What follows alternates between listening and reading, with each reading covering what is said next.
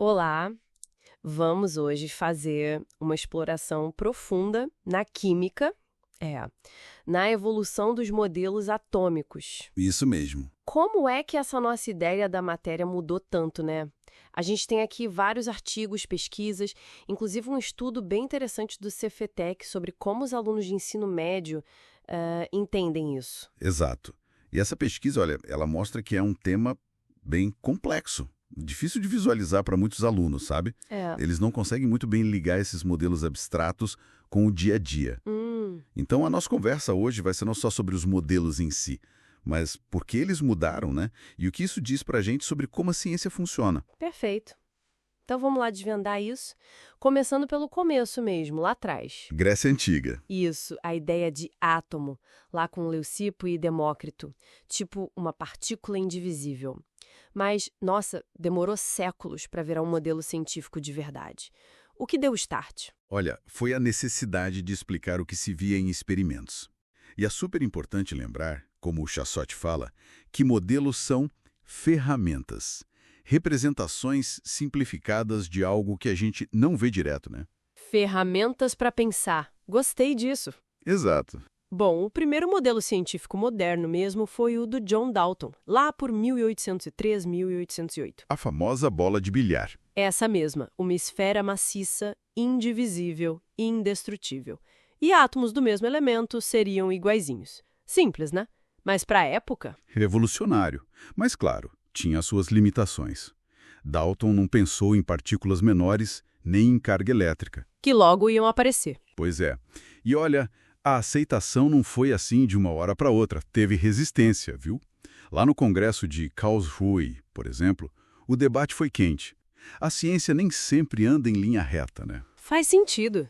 E quem veio depois para complicar, ou melhor, refinar essa bola de bilhar? Aí entra J. J. Thomson, perto de 1898. Ele usava aqueles tubos de raios catódicos. Ah, ampola de Crookes. Aqueles tubos de vidro para estudar a eletricidade, né? Isso. E com isso ele descobriu o elétron, uma partícula com carga negativa, menor que o átomo. Bum! Acabou a ideia de indivisível. E aí o modelo mudou para... O famoso pudim de passas. Imagina assim, uma massa positiva, que seria o pudim, com os elétrons negativos, as passas, grudados nela. tipo um panetone, talvez? Pode ser. O átomo continuava neutro no geral, mas agora tinha estrutura interna, tinha cargas. E a parte positiva, bem, outros experimentos como os do Goldstein com raios anódicos ajudaram a confirmar que ela existia. Legal. Próximo passo. Rutherford, 1911. O experimento da folha de ouro. Esse é clássico. Ah, isso é demais. Ele bombardeou uma folha de ouro finíssima com partículas alfa. São partículas positivas, tipo umas balinhas minúsculas. E o que ele achava que ia acontecer, baseado no pudim de passas? Ele esperava que elas passassem direto, talvez com um pequeno desvio, porque a carga positiva estaria espalhada, né? Mas não foi bem assim. Nem um pouco. A maioria passou direto, sim, mas algumas desviaram muito. E, pasme, uma pequena parte bateu e voltou. Foi tipo atirar num lenço de papel e a bala voltar na sua cara. Uau! E qual foi a conclusão genial dele disso tudo? Que o átomo era um imenso vazio. Ele propôs o modelo planetário, um núcleo minúsculo, bem pequeno mesmo, mas denso e positivo, lá no centro, concentrando quase toda a massa. E os elétrons? Orbitando bem longe desse núcleo, tipo planetas em volta do Sol, nessa região vazia, a eletrosfera. Fascinante. Mudou completamente a imagem. Mas sempre tem o mais, né? Pintou um problema aí. Sempre. A física clássica dizia que um elétron girando assim ia perder energia, sabe? Ia acabar caindo em espiral no núcleo. Rapidinho. O átomo seria instável, então. Exatamente. O modelo era lindo, explicava o experimento, mas não explicava por que a matéria existe. E quem salvou o dia? Niels Bohr, em 1913. Ele foi muito esperto.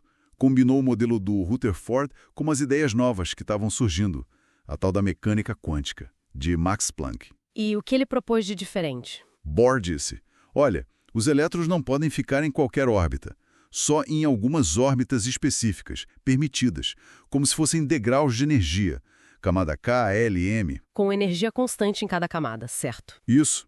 E eles podiam pular de uma camada para outra, absorvendo energia para subir emitindo luz, energia, para descer. Os saltos quânticos. E isso explicava aquelas cores que os elementos emitem quando aquecidos, os espectros. Na mosca, resolveu o problema da instabilidade e explicou os espectros. Foi um golaço. Mas... Lá vem outro mais. Haha, pois é.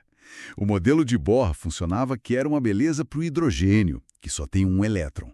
Para átomos mais complexos já complicava. Aí veio Sommerfeld, sugeriu órbitas elípticas, os subníveis, foi ficando mais complexo. E aqui, né, que o Instituto do Cefiatec aponta que os alunos começam a ter mais dificuldade de visualizar essas camadas, subníveis. Exatamente. Começa a ficar mais abstrato, menos intuitivo que a bola de bilhar ou o pudim de passas. Certo. E isso tudo nos prepara para o modelo que usamos hoje, o modelo quântico. Schrödinger, Heisenberg, de Broglie, lá por 1926. Aqui a coisa muda de figura de novo, né? Adeus órbitas definidas. Adeus mesmo. Entra a dualidade onda-partícula. A ideia de que o elétron às vezes se comporta como onda, às vezes como partícula. Bem estranho, mas funciona. E o princípio da incerteza de Heisenberg. Esse mesmo, que diz que a gente não consegue saber ao mesmo tempo exatamente onde o elétron está e para onde ele está indo, com qual velocidade. Tem um limite aí na nossa precisão. Então, em vez de órbita, falamos de... Orbitais, que são regiões no espaço onde a probabilidade de encontrar o elétron é alta. Não é um caminho fixo, é mais uma nuvem de probabilidade. Uma nuvem eletrônica em volta do núcleo. Núcleo que, a essa altura, já sabemos que tem prótons e nêutrons. Isso.